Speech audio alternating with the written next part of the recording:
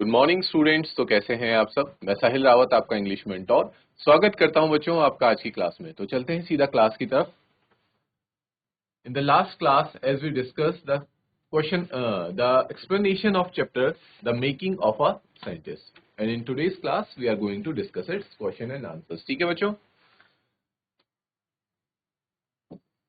The making of scientist जो chapter था वो हम कंप्लीट कर चुके हैं और आज हम इसके क्वेश्चन आंसर्स को स्टार्ट करते हैं। और इसी सीरीज में आपके पास फर्स्ट क्वेश्चन आ जाता है बच्चों, how did the book became the turning point in Richard E brides life. ठीक है, रिचर्ड ई ब्राइट की लाइफ में जो बुक उनकी मदर उनको लाके गिफ्ट करती हैं वो टर्निंग पॉइंट की तरह किस तरह साबित होती है। ठीक है, तो इस क्वेश्चन को मैं आप लोगों के लिए नोट कर लेता हूं students, and then we will discuss its answer.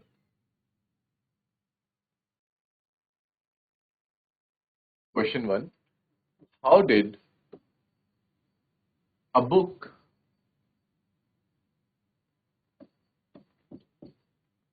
Become turning point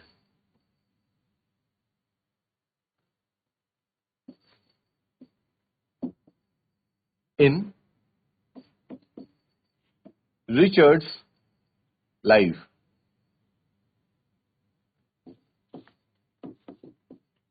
इस क्वेश्चन को आंसर करने से पहले बच्चों पहले जानते हैं कि टर्निंग पॉइंट क्या होता है लाइफ में। ठीक है, टर्निंग पॉइंट लाइफ का वो मोमेंट होता है जब आपके जीवन की दिशा बदल जाती है, या फिर आप यूं कह सकते हैं कि आपके जीवन को एक सही दिशा मिल जाती है, एक सही मार्गदर्शन मिल जाता है। That is called turning point. ठीक है बच्चों, ये क्लियर है। और ये टर्निंग पॉइंट रिचर्ड की लाइफ में कब आता है, जब उनको उनकी मदर एक बुक ला करके गिफ्ट करती है। अब हमें ये जानना है कि वो बुक में ऐसा क्या था कि वो उनकी लाइफ की पूरी डायरेक्शन को ही चेंज कर देता है। ठीक है बच्चों, इसके आंसर को देखते हैं। Richard E bright was interested in collecting butterflies. ये हमने चैप्टर में जान लिया है बहुत अच्छे से कि रिचर्ड ई ब्राइट को बटरफ्लाइज कलेक्ट करने में क्या आता था, बहुत ही ज्यादा दिलचस्पी थी, इंटरेस्ट था। By the time he was in the second grade, he had collected all the 25 species of butterflies found around his home town.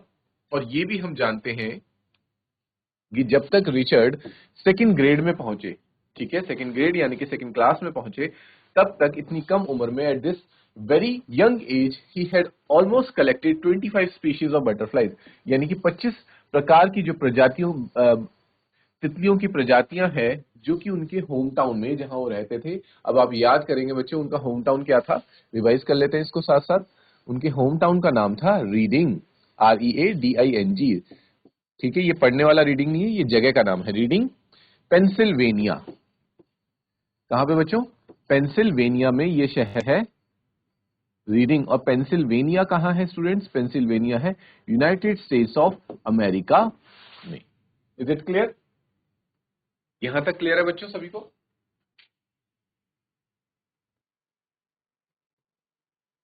This would have been the end of his butterfly collecting.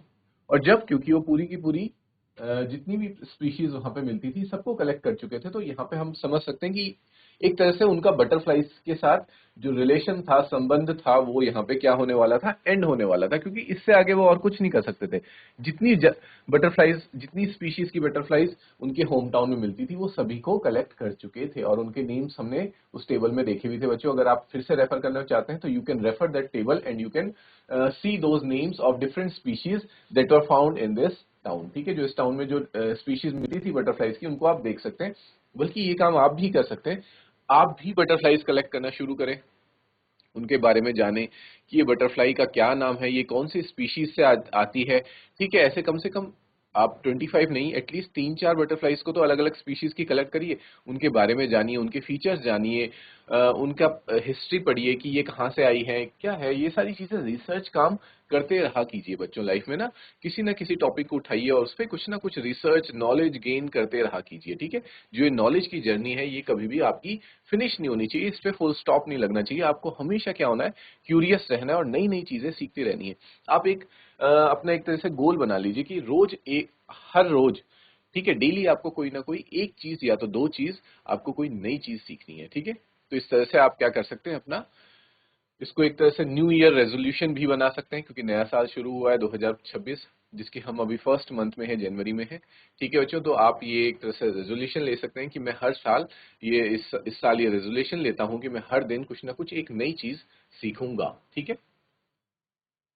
ठीक है बच्चों, आगे बढ़ते हैं। तो यहाँ पे हमने जाना कि उनका रिलेशन अब खत्म होने वाला था बटरफ्लाई से, लेकिन इससे पहले कि उनका रिलेशन खत्म होता, but at this point his mother got him a book called the travels of monarchs. तब तक उनकी मदर उनके लिए, क्योंकि उनकी मदर उनको देखती थी, बहुत अच्छे से एनालाइज करती थी कि मेरे बेटे को किन चीजों में इंटरेस्ट है और किन चीजों में इंटरेस्ट नहीं है, और जिन चीजों में उनके बेटे का, रिचर्ड ई ब्राइट का इंटरेस्ट होता था, उस चीज को और ज्यादा बढ़ावा देने के लिए वो उनके लिए क्या करती थी, सपोर्ट करती रहती थी। कभी उनको उस जगह पे घुमाने ले जाती थी और कुछ उस तरह के रिसोर्सेज उनको प्रोवाइड करती रहती थी। तो जब उन्होंने देखा कि मेरे बेटे का बटरफ्लाइज में बहुत ज्यादा इंटरेस्ट है, तभी तो इन्हें कलेक्ट कर रहा है, तो वो क्या करती हैं, वो उसके लिए एक बटरफ्लाइज पे बेस्ड एक बुक ले आती हैं जिसका नाम था the travels of monarch x. ठीक है, मोनार्क 10 भी बोल सकते हैं, हम इसको मोनार्क एक्स भी बोल सकते हैं। ठीक है बच्चों, इस नाम को आप बहुत अच्छे से याद रखेंगे। ठीक है, बहुत इंपॉर्टेंट है ये, क्योंकि बार बार रिपीट हो रहा है, क्योंकि यही वो टर्निंग पॉइंट था उनकी लाइफ में, तो इसलिए इसको हमें बहुत ज्यादा इंपॉर्टेंस भी देनी है। This book told him about the migration of monarch butterflies to Central America. अब इस बुक से उनको क्या पता चला, आज तक वो बटरफ्लाइज को क्या देखते थे, सिर्फ और सिर्फ आ सोर्स ऑफ, कह सकते हैं आप, इंटरेस्ट देखते थे। ठीक है, उनको इनको देखने में अच्छा लगता था, उन्हें लगता था कि बटरफ्लाइज कितनी कलरफुल होती हैं, बस यहीं तक उनका नॉलेज जो था वो सीमित था। लेकिन ये बुक पढ़ने के बाद उनकी जो नॉलेज के जो डोर्स हैं वो ओपन हुए, और उन्हें ये पता चला कि बटरफ्लाइज सिर्फ और सिर्फ देखने में सुंदर नहीं है, बल्कि साथ ही साथ ये तो माइग्रेटरी भी है, यानी कि ये माइग्रेट करती हैं एक जगह से दूसरी जगह पे, और यहाँ तक कि ये माइग्रेट होकर कहाँ जाती हैं, जो मोनार्क बटरफ्लाइज है। ठीक है, ये एक स्पीशीज है बटरफ्लाइज की, कौन सी, मोनार्क स्पीशीज।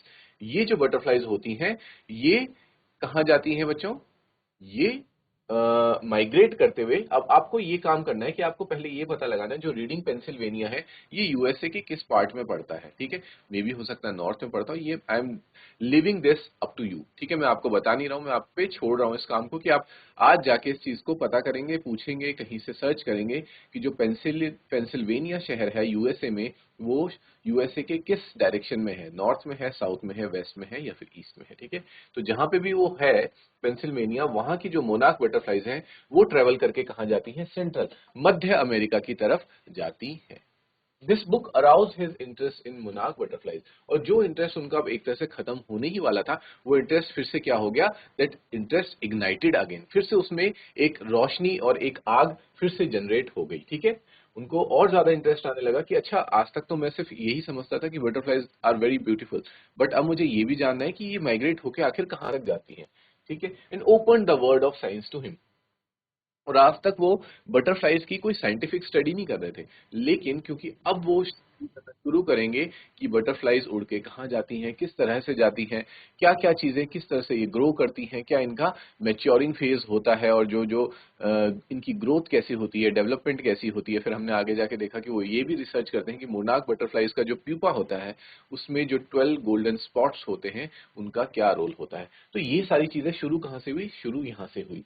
ठीक है, इसलिए कहा गया it open the world of science to him, यानी कि विज्ञान की दुनिया का दरवाजा जो हम कह सकते हैं, वो इसी किताब ने किसके लिए खोला, रिचर्ड ई ब्राइट के लिए ओपन किया।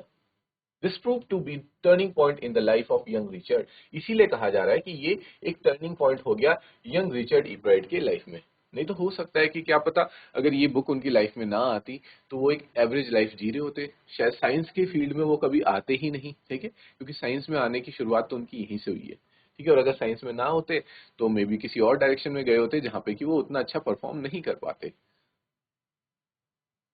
ही began to raise monarch butterfly, उसके बाद हम सभी जानते हैं, जैसे ही उन्होंने ये बुक पढ़ी और उन्होंने उसके बाद क्या करना शुरू कर दिया, मोनार्क बटरफ्लाइज को रेज किया। रेज करने से पहले वो बटरफ्लाइज को कलेक्ट करते, उन पे टैग लगाते, लेकिन जब उन्हें ये महसूस हुआ कि ये प्लान कुछ अच्छे से काम नहीं कर रहा, देन ही स्टार्टेड रेजिंग, यानी कि उनको पालना शुरू कर दिया उन्होंने मोनार्क बटरफ्लाइज को, in the basement of his home. अपने घर के बेसमेंट को उन्होंने किसका घर बना दिया, मोनार्क बटरफ्लाइज का घर बना दिया। And study them in different stage of their development, और सबको स्टडी करने लगे, पढ़ने लग गए कि उनके अलग अलग स्टेजेस को। जैसे सबसे पहले एग वाला स्टेज होता है उसको स्टडी कर रहे थे, उसके बाद कैटरपिलर वाले स्टेज को स्टडी कर रहे हैं, फिर प्यूपा को स्टडी कर रहे हैं, देन जो एडल्ट बटरफ्लाई होती है उसको स्टडी वो कर रहे थे। ठीक है, उनके अलग अलग फेजेस में और उनके डेवलपमेंट में कि उनका डेवलपमेंट कैसा हो रहा है, उनका विकास किस तरह से हो रहा है, ये सारी चीजें वो क्या करने लगे, स्टडी करने लगे student.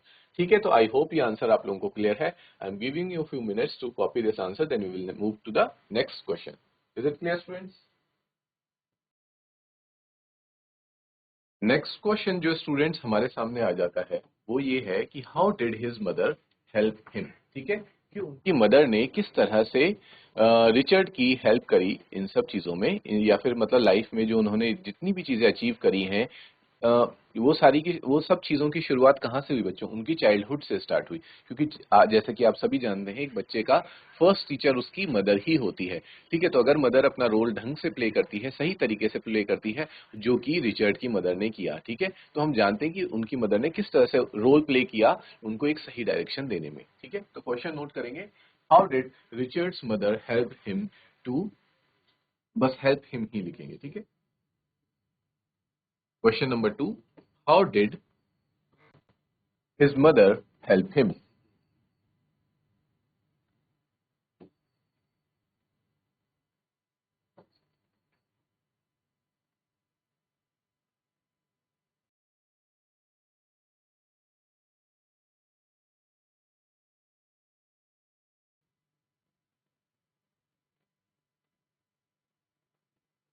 So let's see the answer, students. Richard E. Bright's mother helped him by encouraging his interest in learning. ठीक है, सबसे पहली और सबसे बड़ी मदद होती है किसी को भी उस काम के लिए एनकरेज करना, यानी कि प्रोत्साहन देना, और यानी कि आप समझ सकते हैं मॉरली सपोर्ट करना कि हाँ तुम ये काम कर सकते हो। ये लाइफ में बहुत इंपॉर्टेंट होता है। जब कभी भी आप कोई मुश्किल काम करना चाह रहे हैं या फिर आप लाइफ में कहीं ना कहीं स्टक हो रखे हैं और कोई आके अगर आपकी, क्योंकि देखो बच्चों, आप किसी भी लाइफ में आप wherever you feel any difficulty or whenever you feel stuck, nobody is going to help you। ठीक है, कोई भी आपको वहां से बाहर नहीं निकालने वाला है, या फिर आपके बदले की स्ट्रगल्स को कोई और फेस करने वाला नहीं है। उन स्ट्रगल्स को आपको खुद ही फेस करना है। लेकिन उस मोमेंट में अगर कोई ऐसा कोई इंसान हो जो आपको एनकरेज करे, कि आपके अंदर साहस पैदा कर सके, साहस उत्पन्न कर सके, आपको दिलासा दे सके कि हाँ they can make you feel confident. ठीक है, वो आप में कॉन्फिडेंस भर सके कि हाँ तुम ये काम कर सकते हो, सिर्फ इतना ही कहना बहुत ज्यादा कई बार इनफ होता है बच्चों। ठीक है, तो ये काम कौन करती थी, ये उनकी मदद करती थी, ये उनको इनकरेज करने का काम करती थी। नहीं तो कई बार ऐसा हो सकता है, अगर मान लीजिए उनकी मदर ये बोलती कि तुम क्या ये सब फालतू की चीजें कलेक्ट करते रहते हो, बटरफ्लाइज कलेक्ट करना भी कोई काम, कोई फायदे की चीज है, जाके अपनी पढ़ाई करो, बुक्स वगैरह पढ़ो, क्लास के जो होमवर्क है उन सब चीजों पे ध्यान दो। अगर वो इस तरह की बातें करती तो वो क्या कर देती बच्चों, जो रिचर्ड का इंटरेस्ट था, एक नेचुरल इंटरेस्ट था, क्योंकि ऐसा कोई उनको बोल नहीं रहा था कि तुम जाके बटरफ्लाइज कलेक्ट करो। ठीक है, ये उनके अंदर से खुद से एक आवाज आ रही थी कि मुझे बटरफ्लाइज को कलेक्ट करना है, उनके बारे में स्टडी करना है। अगर मान लीजिए उनकी मदर उनको क्या कर देती, एनकरेज करने के बजाय उसका ऑपोजिट डिस्करेज कर देती, ठीक है, मना कर देती कि तुम ये सब क्या फालतू की चीजों में अपना टाइम वेस्ट करते रहते हो, बटरफ्लाइज कलेक्ट करते रहते हो, ये कोई कलेक्ट करने की चीज होती है। ठीक है, अगर इस तरह से डिस्करेज कर देती तो वो क्या कर देते, वो तो छोटे से बच्चे थे, वो अपने काम को डिसकंटिन्यू कर देते, और इस तरह से ही अगर वो लाइफ में डिस्करेजमेंट फील करते रहते तो जो वो करना चाहते थे वो उन चीजों को कभी भी नहीं कर पाते, और उनके अंदर का जो ट्रू पोटेंशियल है वो कभी निखर के बाहर नहीं आ पाता बच्चों। ठीक है, तो इसलिए उनकी मदर का बहुत बड़ा रोल है कि उन्होंने उनको इनकरेज किया, उनके इंटरेस्ट को उन्होंने कभी भी, उनके जो दिलचस्पी थी, जो उनका इंटरेस्ट था, उसको कभी भी दबाया नहीं, बल्कि उसको और ज्यादा इनकरेज किया कि हाँ जो तुम कर रहे हो वो ठीक कर रहे हो। She took him on trips, और इसीलिए उनको ट्रिप्स पे ले जाया करती थी। ठीक है, घुमाने ले जाया करती थी, नहीं तो चाहती तो वो बोलती कि क्या जरूरत है घूमने की, घर पे रह के पढ़ाई करो, ठीक है, पूरा दिन भर पढ़ते रहो। जो कि कई बार कुछ पेरेंट्स ये गलती करते हैं। ठीक है, वो हर वक्त अपने बच्चों को क्या बोलते हैं, सिर्फ और सिर्फ पढ़ने के लिए ही लगा के रखते हैं, और यहाँ पे वो सबसे बड़ी गलती ये कर देते हैं कि पढ़ने से हमें बच्चों सिर्फ और सिर्फ किताबी ज्ञान ही मिलता है, लेकिन अगर हमें रियल नॉलेज चाहिए, रियल लाइफ एक्सपीरियंसेस चाहिए, तो उसके लिए हमें किताबें पढ़ना भी ज़रूरी है, लेकिन उनके साथ-साथ जो रियल वर्ल्ड है उसको भी एक्सपीरियंस करना आना चाहिए, क्योंकि हम जितनी ज़्यादा सेंसेस, ठीक है, बुक्स पढ़ते हुए आप क्या कर रहे हैं? सिर्फ़ और सिर्फ़ अपनी 1-2 सेंसेस का ही यूज़ कर रहे हैं, लेकिन जब हम बाहर निकलते हैं, रियल वर्ल्ड में निकलते हैं, नई-नई जगहों पे जाते हैं, नए लोगों से मिलते हैं, नई चीज़ें सीखते हैं, तो वहाँ पे हमारे सारे सेंसेस एक्टिवेटेड रहते हैं और तब जो चीज़ें हम सीखते हैं, वो हमारे मेमोरी में लॉन्ग टर्म के लिए बैठ जाती हैं, ठीक है? वो उन्हें ट्रिप्स पे ले जाया करती थी, इसीलिए आपने देखा होगा बच्चों कि स्कूल में भी आजकल बच्चों को ट्रिप्स पे ले जाया करता है। ट्रिप्स पे ले जाने का मतलब ये नहीं कि उनको पिकनिक पे कहीं ले जा रहे हैं घुमाने-फिराने, एन्जॉय के लिए, सिर्फ़ और सिर्फ़ पर्पज़ एन्जॉय नहीं होता, पर्पज़ ये होता है कि बच्चे जहाँ पे भी जाएँ, either they go to a historical monument, किसी ऐतिहासिक मॉन्यूमेंट में उनको ले जाया जाता है, या फिर अ कोई परेड दिखाने उनको ले जाया जाता है, किसी गार्डन में, बोटैनिकल गार्डन में उनको ले जाया जाता है, कहीं पे भी ले जाया जाता है स्कूल की तरफ से, तो उसके पीछे का मोटिव भी यही होता है कि बच्चे सिर्फ़ और सिर्फ़ जो अपनी शिक्षा है, जो अपनी एजुकेशन है, उसको स्कूल तक ही, अपनी किताबों तक, अपनी क्लासरूम तक सीमित ना रखें, बल्कि ये पूरी की पूरी दुनिया, पूरा का पूरा वर्ल्ड ही उनके लिए क्या बन जाए, एक सोर्स ऑफ नॉलेज बन जाए। जिस दिन आप बच्चों अपने इस आपके आस-पास की जो सारी दुनिया है, आपका जो वर्ल्ड है, जहाँ पे भी आप रहते हैं, उस हर चीज़ को अपना सोर्स ऑफ नॉलेज बना लेंगे, तो उस दिन आपका जो नॉलेज होगा वो बच्चों सीमित नहीं रहेगा, बल्कि वो क्या हो जाएगा, वो इनफिनाइट हो जाएगा, क्योंकि आप सिर्फ अपनी किताबों से नहीं सीख रहे हैं, अपने टीचर से नहीं सीख रहे हैं, आप हर एक चीज से सीख रहे हैं। आप अपने सामने जा रहे एक इंसेक्ट से भी सीख रहे हैं, एनिमल से भी सीख रहे हैं, वो पेड़ पौधों, अपने इन्वायरमेंट, सन से, मून से, स्टार से, सब कुछ, हर चीज से आप कुछ ना कुछ सीख रहे हैं। यूनिवर्स में प्रेजेंट हर चीज से आप सीखना शुरू कर सकते हैं। ठीक है बच्चों, इसीलिए उनकी मदर भी उनके लिए क्या लाया करती थी, टेलीस्कोप्स लाती थी, ताकि वो टेलीस्कोप में आसमान को देखें, ठीक है, आसमान में देखें, स्टार्स को देखें, आसमान में कितनी सारी चीजें होती हैं, प्लैनेट्स हैं, एस्टेरॉइड्स हैं, मीटेरॉइड्स हैं, इन सब की मूवमेंट्स को वो देखें। ठीक है, माइक्रोस्कोप्स लाती थी, कि यानी कि देख लीजिए, टेलीस्कोप में हम क्या देख सकते हैं, बड़ी बड़ी टेरेस्ट्रियल बॉडीज को देख सकते हैं, माइक्रोस्कोप में हम सूक्ष्मदर्शी, यानी कि छोटी से छोटी चीज, बैक्टीरिया, प्रोटोजोआ, अमीबा, ये सारी चीजें भी हम देख सकते हैं। ठीक है, ताकि वो हर तरह से, उनको पूरी तरह से सपोर्ट कर रही थी कि वो कंप्लीट नॉलेज ले सके। ठीक है, कैमरास उनके लिए लेके आती थी, ताकि वो क्या करें, फोटोज क्लिक करें, सही अच्छी, जैसे, और फिर बाद में हमने देखा भी कि वो किसमें इंटरेस्ट डेवलप करते हैं, वो नेचुरल चीजों में, जो नेचर की फोटो क्लिक करने का उनको बहुत बड़ा शौक था, और he was an expert photographer also. ठीक है, एक्सपर्ट फोटोग्राफर भी बनते हैं नेचुरल ब्यूटी का। माउंटिंग मटेरियल्स उनके लिए लाया करती थी, और अदर इक्विपमेंट जिनकी भी उन्हें जरूरत होती थी, वो सारी चीजें उनको ला करके देती थी। If he did not have anything to do, she found things for him to learn. और जब कभी ऐसा होता था कि ईब्राइट जो है, रिचर्ड ईब्राइट है, वो खाली बैठे रहते थे, तो उनकी मदर ये देख लेती थी कि अभी ये खाली बैठा हुआ है, और उनको खाली नहीं बैठने देती थी, क्योंकि ये कहावत आप लोगों ने बच्चों अच्छे से सुनी होगी कि खाली दिमाग शैतान का घर होता है, empty mind is a devils place. ठीक है, खाली दिमाग, क्योंकि जब दिमाग खाली होगा, उसको कोई सही डायरेक्शन, कोई उसके पास कोई पर्पस नहीं होगा करने के लिए, तो वो क्या करेगा, वो डिस्ट्रक्टिव चीजें ही करेगा, वो इधर उधर की फालतू चीजें करेगा, या फिर अपने टाइम को खराब करेगा, या फिर कुछ भी चीज वो खराब कर सकता है। इसलिए माइंड को हमेशा क्या देना है, हमें अपनी लाइफ में एक पर्पस, एक मोटो हर वक्त देते रहना चाहिए, और सही डायरेक्शन उसको देते रहनी चाहिए। ठीक है, इसलिए वो क्या करती थी, जब रिचर्ड के पास कुछ भी काम करने के लिए नहीं होता था, वो कुछ ना कुछ ऐसा ढूंढती थी और उसको काम देती थी, जिसमें वो कुछ ना कुछ नई चीजें सीखता रहे। Even the book that became a turning point in his life was given to him by his mother. जिस बुक के बारे में हमने अभी पढ़ा, the travels of monarch x, ये भी किसने ला करके दी थी रिचर्ड को, ये उनकी मदर ने ही ला के दी थी, क्योंकि जब उनकी मदर को ये लगा कि इसने जितनी भी स्पीशीज थी बटरफ्लाइज की, उन सबको कलेक्ट कर दिया, अब तो इसके बाद ये कुछ नहीं करेगा, यानी कि इसका इंटरेस्ट धीरे धीरे खत्म हो जाएगा, और वो नहीं चाहती थी कि इसका इंटरेस्ट यहीं तक ही सीमित रहे। ठीक है, और ये चीज बच्चों हमें भी अपनी लाइफ में अप्लाई करनी है, हमें बहुत अच्छी चीजें इससे सीखने को मिल रही है, कि हमें अपने नॉलेज को कभी भी सीमित नहीं रखना है। ठीक है, क्योंकि जो नॉलेज है, जो ज्ञान है, उसकी कोई सीमा नहीं है, वो क्या है बच्चों, असीमित है, या फिर कह सकते हैं हम अपार है, इन्फिनाइट है। ठीक है, इसलिए हमें हमेशा सीखते रहना चाहिए, और उनकी मदर को भी लगा कि अब ये सीखना बंद कर देगा, और यहीं पे इसकी जो जर्नी थी सीखने की, नई नई चीजें सीखने की, वो खत्म हो जाएगी। इसलिए वो क्या करती है, तुरंत उसके लिए ये बुक लाके दे देती है। ठीक है, ताकि ये इससे और नई चीजें सीखे, और ज्यादा इसका इंटरेस्ट बढ़े, और वो फिर उनकी लाइफ में टर्निंग पॉइंट भी बनता है। Hence it can be said his mother played a crucial role in the making of the scientist. इसलिए हम ये कह सकते हैं कि उनकी मदर ने एक क्रूशियल का मतलब होता है बच्चों एक बहुत ही महत्वपूर्ण रोल निभाया। ठीक है, उनकी मदर का भी मेकिंग ऑफ साइंटिस्ट, यानी कि कोई साइंटिस्ट बनना इतना आसान नहीं होता। ठीक है, साइंस सब लोग पढ़ते हैं, लेकिन सब लोग एक पॉइंट पे जाके क्या हो जाते हैं, सीमित हो जाते हैं, लिमिटेड हो जाते हैं। ठीक है, कोई इंजीनियर बन जाता है, कोई क्या बन जाता है, कोई साइंटिस्ट सिर्फ वही बनते हैं जो हमेशा सीखते रहना चाहते हैं, नई नई रिसर्च करते रहना चाहते हैं, हमेशा पढ़ते रहना चाहते हैं। क्योंकि मोस्ट ऑफ दी जो पब्लिक है उसका माइंडसेट क्या है बच्चों की, हमें सिर्फ और सिर्फ पढ़ना किस लिए, पैसे कमाने के लिए, जॉब पाने के लिए या फिर नौकरी के लिए।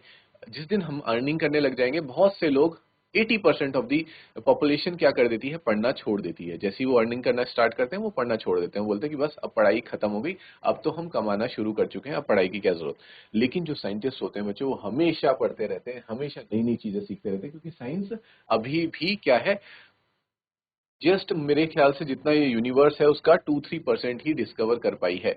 अभी बहुत कुछ है डिस्कवर करने के लिए, इसलिए साइंटिस्ट भी क्या हो रहे हैं, पढ़ते जाते हैं, नई नई चीजें सीखते जाते हैं, क्योंकि उनको पता है कि अभी उन्होंने कुछ भी नहीं जाना है। ठीक है, और जिस दिन हम ये मान लेते हैं कि हमने सब कुछ जान लिया, वो हमारे नॉलेज का क्या हो जाता है, एंड हो जाता है उस दिन। इसलिए हमें कभी ऐसा नहीं मानना चाहिए कि हमें सब कुछ आता है, हमें ये सोचना चाहिए कि हमें अभी कुछ भी नहीं आता और हमें सीखते रहना है। We need to keep learning always. ठीक है, इसीलिए साइंटिस्ट बनना बहुत मुश्किल का काम है, बहुत ही कम लोग साइंटिस्ट बनते हैं। और साइंटिस्ट बनने में रिचर्ड का रिचर्ड की लाइफ में उनकी मदर ने एक बहुत ही महत्वपूर्ण रोल अदा किया था। ठीक है बच्चों, तो इस क्वेश्चन का आंसर आप लोगों को मिल गया है।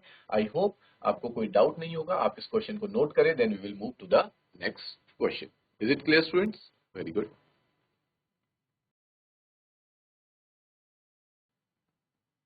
आई होप स्टूडेंट्स आपने ये नोट डाउन कर लिया है।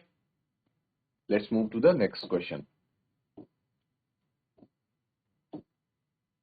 आपके सामने नेक्स्ट क्वेश्चन आता है बच्चों कि what lesson does Ebright learn when he does not win anything at the science fair.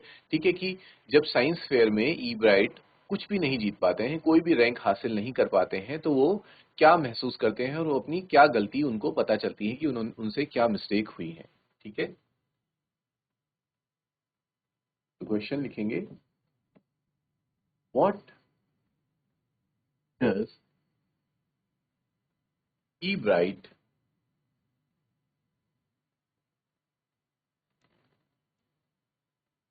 Realise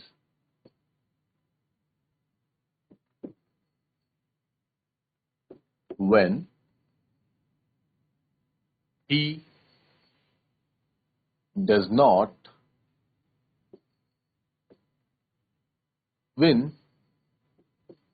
at science fair?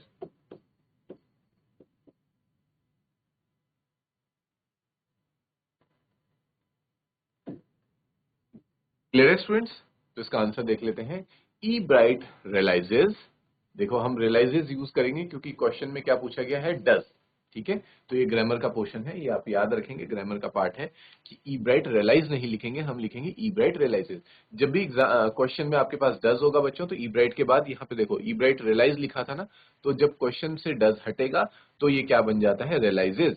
E bright realizes that mere display of something does not mean science, यानी कि सिर्फ और सिर्फ कुछ सामने ला करके रख देना वो साइंस कहलाती नहीं है। ठीक है, मतलब नॉन वर्किंग अगर आपके पास कोई मॉडल आप शो कर रहे हैं, सिर्फ आपने कुछ बना के रख दिया है डिस्प्ले के लिए कि वो दिखने में अच्छा लग रहा है, तो वो इनफ नहीं होता, that is not enough in terms of science. ठीक है, हम मान सकते हैं हम कोई आर्ट का कोई शो है या फिर कुछ और चीज है, तो वहां पे आप डिस्प्ले में कोई चीज लगा दें, अगर वो दिखने में अच्छी लग रही है तो you can win, you have the probability of winning something. But in case of science, भले ही आपका जो मॉडल है वो उतना ज्यादा खूबसूरत नहीं दिख रहा, लेकिन जो वर्क कर रहा है, कुछ ना कुछ उसके अंदर जो एक्सपेरिमेंट हो रहा है, कुछ प्रैक्टिकल जो भी चल रहा है, वो क्या है, वो बहुत सॉलिड, उसके पीछे जो सॉलिड नॉलेज है वो आपको जिता सकता है। ठीक है, तो उन्होंने भी ये बात पहचानी कि सिर्फ और सिर्फ अगर मैं कोई डिस्प्ले में कोई चीज लगा दूंगा तो वो साइंस नहीं कहलाती। To win at a science fair he will have to do real experiments. अगर उन्हें साइंस फेयर में जीतना है तो उन्हें रियल एक्सपेरिमेंट्स करने पड़ेंगे, जिनमें सच में कुछ ना कुछ एक्सपेरिमेंट हो रहा हो, वो उनको करके सामने दिखाना पड़ेगा जजेस को। ठीक है, क्योंकि यहाँ पे वो क्या करते हैं, आप सभी को याद है बच्चों, वो फ्रॉग के टिश्यूज लेते हैं और एक माइक्रोस्कोप में स्लाइड्स में उनको रख के सबको फ्रॉग के टिश्यूज दिखा रहे होते हैं। तो दिखाना क्या हो गया, that is simply displaying something, ठीक है, डिस्प्लेइंग द फ्रॉग टिश्यूज। तो डिस्प्ले करने से काम नहीं बनेगा, आपको कुछ ना कुछ उस पर एक्सपेरिमेंट करके दिखाना होगा, ठीक है। आप वो ये दिखा सकते थे कि फ्रॉग टिश्यू को जब हम इसी चीज के साथ रिएक्ट करें तो क्या होता है, इस तरह की कोई बहुत सी चीजें वो कर सकते थे, लेकिन उन्होंने क्योंकि नहीं किया, he simply displayed the frog tissues, इस वजह से वो नहीं जीतते हैं और इस बात को रियलाइज भी कर लेते हैं कि मैंने सिर्फ डिस्प्ले किया था इसलिए मैं नहीं जीता, अगर मुझे जीतना है तो मुझे क्या करने पड़ेंगे, रियल एक्सपेरिमेंट्स परफॉर्म करने पड़ेंगे, ठीक है बच्चों। आप लोगों को भी ये चीज क्लियर हो गई और ये देखो आप लोगों के लिए भी एक बहुत अच्छी हेल्पफुल नॉलेज मिल सकती है। अगर आप में से कोई साइंस फेयर में कभी इन फ्यूचर पार्टिसिपेट करना चाह रहा है या फिर जिसने सोचा है कि मैं पार्टिसिपेट करूंगा, तो यहाँ से आप ई ब्राइट की गलती से आप भी सीख सकते हैं, ठीक है। तो कभी भी अगर आप साइंस फेयर में पार्टिसिपेट करें तो सिर्फ और सिर्फ डिस्प्ले मॉडल ना ले जाए, बल्कि क्या ले जाए, एक रियल एक्सपेरिमेंट वाला मॉडल ही ले जाए, तभी आपके जो चांसेस हैं जीतने के वो बन पाएंगे, ठीक है बच्चों। ये क्लियर है? तो इस क्वेश्चन को, इस आंसर को नोट करो, then we see the next question. Now let's see the next question students. देखो, साइंस फेयर में हार मिलने के बाद जब वो अपनी मिस्टेक रियलाइज कर लेते हैं, उसके बाद बच्चों वो कौन से एक्सपेरिमेंट्स और प्रोजेक्ट्स को शोकेस करते हैं साइंस फेयर्स में, आने वाले साइंस फेयर्स में, ठीक है। तो हमारा क्वेश्चन वही होने वाला है, what experiments and projects does he take after the first defeat, ठीक है। या फिर इस क्वेश्चन को आप इस तरह से भी लिख सकते हैं, what experiments and projects does he then undertake, व्हाट experiments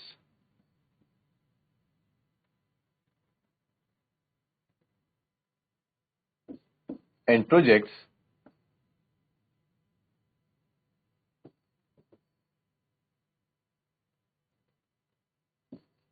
does he then undertake? Clear है स्टूडेंट्स? तो इसका आंसर आप लिखेंगे, he make experiments to find out what causes the viral disease, ठीक है। वो एक्सपेरिमेंट करते हैं सबसे पहले ये जानने के लिए, याद करो बच्चों, कि जो वायरल डिजीज फैल रही है, वायरल डिजीज यानी कि फैलने वाली डिजीज, जो एक जगह से मतलब एक बटरफ्लाई से दूसरे बटरफ्लाई को हो रही है, ऐसी disease that kills nearly all monarch caterpillars, जो कि हर एक मोनार्क कैटरपिलर को क्या कर रही है, मार गिरा रही है, ठीक है। तो इसके बारे में वो स्टडी करते हैं, एक्सपेरिमेंट्स भी करते हैं, और इस एक्सपेरिमेंट में वो क्या करते हैं बच्चों, एक कैटरपिलर लेते हैं और उसी के साथ क्या रखते हैं, एक बीटल को, जिसपे उन्हें शक था, ठीक है, कि शायद बीटल्स की वजह से ये कैटरपिलर्स मर रहे हैं, ठीक है। कैटरपिलर और बीटल को साथ में रेज करते हैं और फिर इस एक्सपेरिमेंट का नतीजा ये निकलता है कि उनको ये लगता है, जो उनका एजम्पशन था कि बीटल्स की वजह से कैटरपिलर मर रहे हैं, वो एजम्पशन क्या हो जाता है, फॉल्स हो जाता है, कि बीटल्स की वजह से ही सारे बटरफ्लाइज या फिर कैटरपिलर्स नहीं मर रहे, ठीक है। हो सकता है कुछ केसेस में ऐसा हो रहा हो, but in most of the cases it was not applicable, ठीक है। तो ये एक्सपेरिमेंट उनका था और इस चीज को सामने दिखाते भी है। नेक्स्ट फिर वो क्या करते हैं, अगला, he undertakes a project to test, वो एक प्रोजेक्ट लेते हैं जिसमें वो टेस्ट करते हैं द थ्योरी कि जो वाइसरॉय बटरफ्लाइज होती हैं वो मोनार्क बटरफ्लाइज को कॉपी करती हैं। किस लिए कॉपी करती हैं, सरवाइव करने के लिए, जीवित रहने के लिए, जिंदा रहने के लिए कॉपी करती हैं। हमने देखा था बच्चों कि क्यों कॉपी करती थी वाइसरॉय बटरफ्लाइज मोनार्क बटरफ्लाइज को, क्योंकि जो बर्ड्स होती हैं वो इंसेक्ट्स को फीड करती हैं और इस इंसेक्ट्स के अंदर बटरफ्लाइज भी आ जाती हैं, लेकिन उनको मोनार्क बटरफ्लाइज का जो टेस्ट था वो पसंद नहीं था, ठीक है। इसलिए वो मोनार्क बटरफ्लाइज को क्या कर देती थी, दे स्पेयर देम, वो उनको छोड़ देती थी, नहीं खाती थी। तो वाइसरॉय बटरफ्लाइज ये चीज नोटिस करती हैं और वो देखती हैं कि जो बर्ड्स हैं वो मोनार्क को नहीं खा रही हैं, तो वो खुद को भी कैसे कन्वर्ट करने लग जाती हैं, धीरे धीरे मोनार्क बटरफ्लाइज को कॉपी करने लग जाती हैं। तो इस चीज को भी वो क्या करते हैं, इस चीज को, प्रोजेक्ट को लेते हैं और थ्योरी को वो स्टडी करते हैं, इवन टेस्ट भी करते हैं, ठीक है। तो ये दो एक्सपेरिमेंट्स और प्रोजेक्ट्स हम बोल सकते हैं, उनके बाद इन पे वो काम करते हैं, ठीक है। तो इस क्वेश्चन को नोट करें स्टूडेंट्स और आंसर को भी नोट करें। आई होप बच्चों आपने नोट कर लिया है, तो हम आगे बढ़ते हैं। नेक्स्ट क्वेश्चन है स्टूडेंट्स हमारे पास,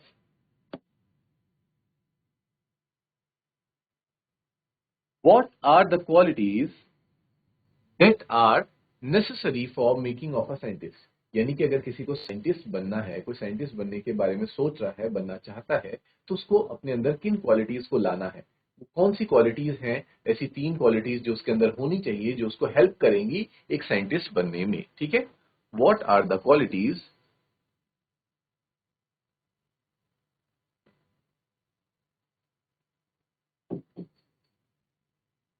दैट हेल्प इन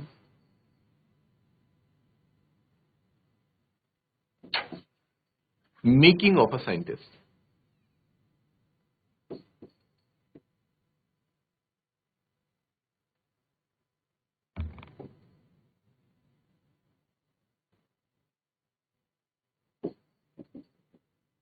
इसका आंसर आप लिखेंगे बच्चों। The author mentions 3 qualities. जो ऑथर है वो 3 क्वालिटीज को मेंशन करता है that go into making of a scientist, जो साइंटिस्ट बनाने के लिए क्या होती हैं, आवश्यक होती हैं।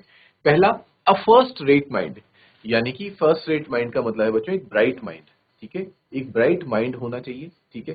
बिकॉज एक डल माइंड होगा या फिर एक लो आईक्यू का माइंड भी साइंटिस्ट नहीं बन सकता, क्योंकि उसमें आगे जाके साइंस में बहुत लेवल की डिफिकल्टीज आती हैं। तो बच्चों देखो, ये जरूरी नहीं है कि हर बच्चे का, हर इंसान का आईक्यू या फिर जो माइंड है वो एक जैसा हो, ठीक है। जिसका माइंड या फिर आईक्यू उस लेवल का नहीं है तो वो जरूरी नहीं कि उसको साइंस में ही जाना है। देर आर डिफरेंट वेज या फिर डिफरेंट अपॉर्चुनिटीज इन लाइफ, ठीक है। दुनिया में बहुत दूसरी और अपॉर्चुनिटीज भी हैं, आप दूसरी डायरेक्शंस में भी जा सकते हैं, दूसरी चीजों को भी आप परस्यू कर सकते हैं। लेकिन अगर आप साइंटिस्ट को या साइंस को परस्यू करना चाह रहे हैं तो you should definitely have a bright mind, आपका ब्राइट माइंड होना चाहिए। साथ ही साथ आपके अंदर क्या होनी चाहिए, क्यूरियोसिटी होनी चाहिए। और ये क्यूरियोसिटी हर किसी के अंदर नहीं होती। हर चीज को जानने की इच्छा कि ये ऐसा हो रहा है, क्यों हो रहा है, ठीक है। हर फिनोमेना जो भी आप अपने चारों तरफ देख रहे हैं, आपके मन में क्या आने चाहिए, क्वेश्चंस आते रहने चाहिए कि ये ऐसा क्यों हो रहा है, ये ऐसा क्यों हो रहा है, ये सारी सारी चीजें ऐसे ये कैसे चल रही हैं सारी चीजें, ठीक है। तो आपका माइंड क्या होना चाहिए, क्यूरियस। क्यूरियस मतलब आपके अंदर हर वक्त एक जानने की इच्छा रहनी चाहिए, हर वक्त एक जानने की भूख होनी चाहिए। And the will to win for the right reason. और थर्ड है आपके अंदर जीतने की वो भी होनी चाहिए बच्चों, जीतने की स्पिरिट होनी चाहिए कि मुझे किसी भी हालत में जीतना ही है, ठीक है। और जो ये तीनों क्वालिटीज रिचर्ड ई ब्राइट के अंदर थी, वो एक वेरी इंटेलिजेंट स्टूडेंट तो थे ही, साथ ही साथ में वो एक चैंपियन डिबेटर भी थे, ठीक है। डिबेट में भी वो चैंपियन थे, एक अच्छे पब्लिक स्पीकर थे, अ गुड कैनोइस्ट, यानी कि वो कैनोइंग भी करा करते थे। मैंने आपको बताया था कैनोइंग क्या होता है बच्चों, एक सिंगल पर्सन वाली स्मॉल बोट होती है। और एक एक्सपर्ट फोटोग्राफर भी थे, फोटोग्राफर भी थे। तो इससे पता चल जाता है कि उनके पास एक ब्राइट माइंड तो था ही। He always gave the extra effort, और वो हमेशा नॉर्मल लोगों से, एवरेज लोगों से ज्यादा ही एफर्ट लगाते थे हर काम में, ठीक है। ही वॉज कम्पिटिटिव, वो कम्पिटिटिव थे, यानी कि उनके अंदर प्रतिस्पर्धा का एक फीलिंग थी, but for the right reason, लेकिन गलत सेंस में नहीं बल्कि सही तरीके से, क्योंकि वो हर चीज को क्या करना चाहते थे, परफेक्टली या फिर बेस्ट तरीके से परफॉर्म करना चाहते थे। From the first he had driving curiosity along with a bright mind. उनके पास शुरू से ही एक ड्राइविंग क्यूरियोसिटी थी, ठीक है। जानने की इच्छा थी, और साथ ही साथ एक ब्राइट माइंड भी था। It was this curiosity that ultimately led him to his theory. और उनकी इसी क्यूरियोसिटी की वजह से वो आगे बढ़ते गए, और अल्टीमेटली वो कहाँ तक पहुंचे बच्चों, उस थ्योरी तक पहुंच गए जो सेल लाइफ को डिस्क्राइब करती थी, ठीक है बच्चों। तो इसी के साथ हमारे इस चैप्टर के क्वेश्चन आंसर्स भी आज कंप्लीट हो जाते हैं। कुछ और क्वेश्चंस होंगे बच्चों, उसको आप अपने से भी ट्राई कर सकते हैं, ठीक है। We will meet in the next class with the new chapter. Till then take care, have a good day and thank you students.